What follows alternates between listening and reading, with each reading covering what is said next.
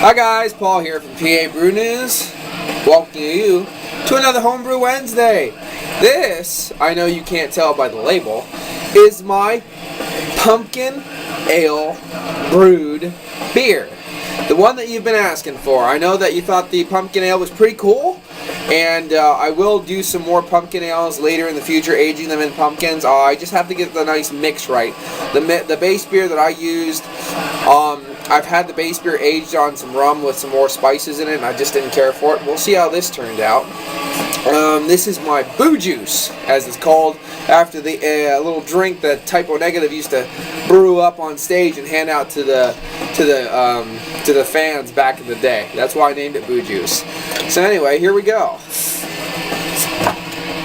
All right, a little carbonation I see. It's all right. I kind of expect it because of the way it was brewed to be a little lively. Alright, here we go. Let's see what we got. No light coming through that at all. Khaki colored dark head. Alright, it actually looks pretty damn good. Let's see what we can get. No, I'm not getting anything. A little sedimentation probably, but that's okay. Yeah, I can't actually get any kind of tells on this because of how dark it is. Alright, this is basically like an Irish English black ale with spices, little peppers, brewed in the kettle, and then it's been popped into this pumpkin cacophony, or whatever you want to call it, cornucopia, like shoved in there with cinnamon and brown sugars, a little bit of clove, a little bit of cinnamon, a little bit of rum, a little bit of oak. You know, just kind of see what can come out of this. Let's get a nose on it and see what it's like. Okay, wow. I'm getting smoke, a lot of smoke. Dark baker's chocolate. A little bit of funk, a little bit of ester, kind of wild yeast ester funk from the pumpkin.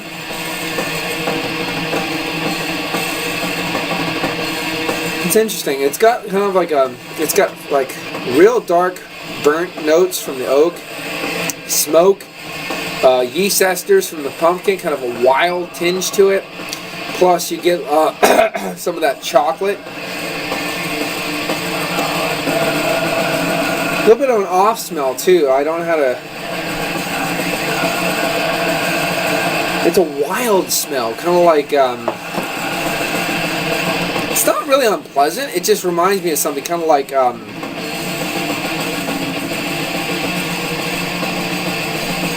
Almost like burning leaves, kind of a rotten burning leaves. Sorry.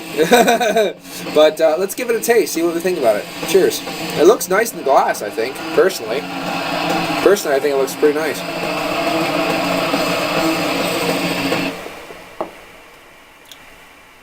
Thin mouthfeel, lively carbonation, then it kind of dries your palate as it goes along, leaving you a little bit of a pepper, a little bit of that pumpkin. Pretty faint though.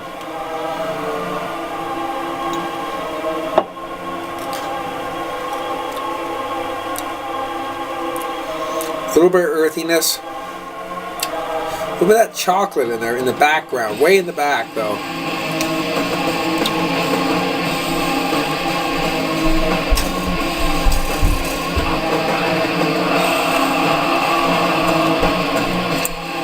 It's got a little bit of a clinging mouthfeel.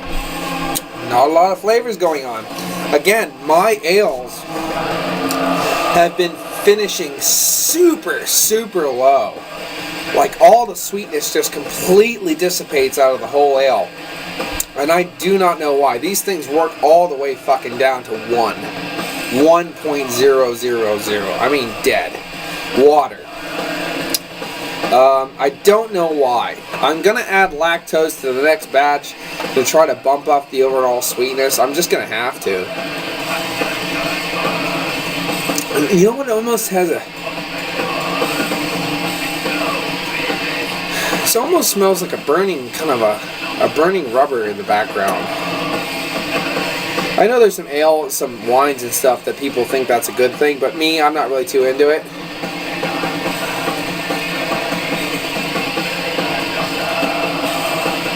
But as just drinking, it's very low key. It almost drinks. It leaves a smoky residue in the mouth, smoky, bit of spice, but it drinks more like a pale lager. I mean, a really easy drinking pale lager.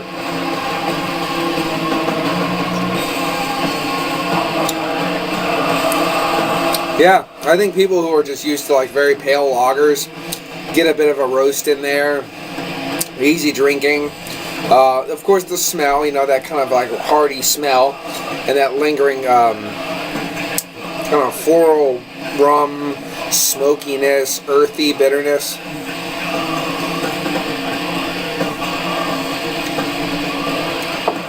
I'm gonna give this one 3 out of 10. I know, it's not my thing. I just don't care for it. It looks great. Looks like it should be just fucking fantastic, but I don't think it is. 3 out of 10 for me. Yeah, yeah, right there. Interesting. Never had that smell before, but like burning rubber. Never had that. There it is, though. Anyway, this has been Paul from PABrewNews. I'm gonna give this one a 3 out of 10. It's not there. There's a lot of burning though from that the spice. I do like that. If it was a bumped up mouthfeel, bumped up chocolate, bumped up this, bumped up something, I think it would be a better well-rounded ale. Believe me, the base beer in the next one, I'm going to try to make it as kicking as possible. This has been Paul from PABrewNews. Thanks for joining me for a Homebrew Wednesday. Cheers.